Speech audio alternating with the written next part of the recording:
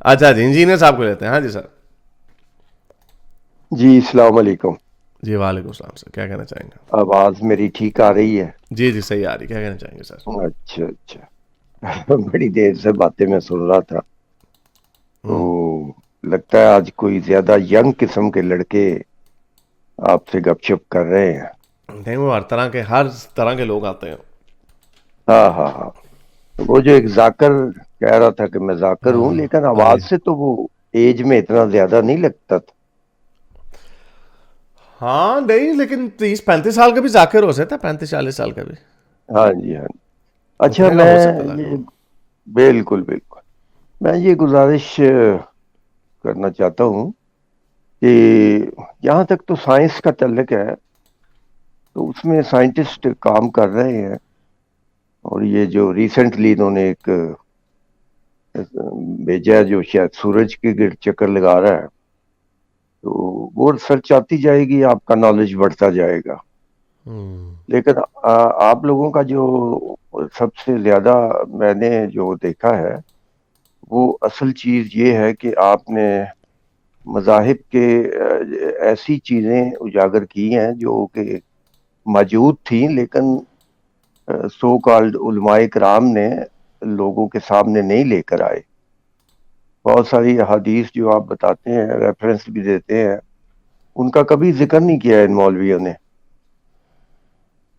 تو یہ بس وہ ایسی باتیں کرتے ہیں جو بس سیدھی سیدھی باتیں ان کو بتاتے ہیں, اور زیادہ زور وہ نماز پر دیتے ہیں تاکہ ان کا ان سے کانٹیکٹ رہے.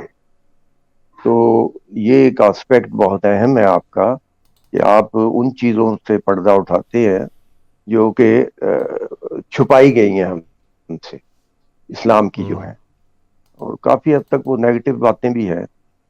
تو اب اسی سلسلے میں آپ سے یہ سوال کرنا چاہتا ہوں کہ اگر خدا مثلا ایک چھوٹا سا ایک واقعہ سنا دوں, کیونکہ اب یہ بات ہو رہی ہے, مجھے پتا ہے پہلے بھی بات کر چکا ہوں, لیکن یہ میں دوبارہ کرنی پڑتی ہے بیکاز لوگوں کو اس چیز کا پتہ چلتا ہے. آپ جو کہہ رہے ہیں کہ ہم حدیثوں کا ذکر کرتے ہیں, مثلا فار ایگزامپل ایک بے ضرر سی حدیث ہے, یہ سنن نسائی کی حدیث ہے کہ رسول اللہ نے سے پوچھا گیا کہ اگر کوئی اپنی بیوی کی نوکرانی کے ساتھ ڈنگ ڈونگ کرے تو اس کو کیا سزا ملنی چاہیے. تو رسول اللہ نے کہا کہ اگر اپنی بیوی کی اجازت سے اس نے اس کی بیوی نوکرانی کے ساتھ ڈنگ ڈونگ کیا ہے تو اس کو 100 درے لگاؤ, اور اگر اس نے اس سے چھپ کے کیا یعنی بیوی کو نہیں پتا تو پھر آپ اس کو سنساری کی سزا دو.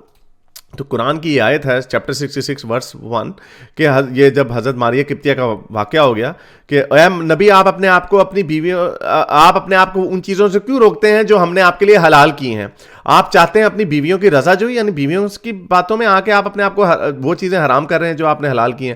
تو اللہ بے شک بہت معاف کرنے والا, رحم کرنے والا. تو یہ اس کی تشریح کیا دی گئی ہے الجلالین نے کہ یہ واقعہ تب ہوا تھا جب حضرت محمد نے حضرت حفصہ کی نوکرانی ماریہ کے ساتھ ہم بستری فرمائی تھی, اور جب وہ واپس آئیں حضرت حفصہ تو انہوں نے جب یہ دیکھا but upon returning finding out became upset that the fact کہ حضرت محمد نے ان کی ہی خادمہ کے ساتھ ان کے ہی گھر میں ان کے ہی بیڈ پہ ہم بستری فرمائی ہے. تو رسول اللہ نے آگے سے کہا کہ میرے لیے آج سے یہ حرام ہے. تو یہ اس کا ذکر ہو رہا ہے کہ آپ اپنے آپ کو حلال کردہ چیزوں کو حرام کیوں کرتے ہیں. تو یہ الجلالین میں اب دیکھیں شروع میں یہ تھا کہ جو اپنی بیوی کی نوکرانی کے ساتھ ڈنگ ڈونگ کرے گا اس کو درے یا سٹوننگ کی سزا ہوگی, اور اب بعد میں کیا ہو گیا, اس واقعے کے بعد کیا ہو گیا, کیونکہ رسول اللہ نے یہ کام خود کر دیا, تو یہ پوچھا گیا رسول اللہ سے کہ اگر کوئی اپنی بیوی کی نوکرانی کے ساتھ سیکس کرے تو اس کے ساتھ کیا ہونا چاہیے. تو رسول اللہ نے اس کی کوئی سزا نہیں دی.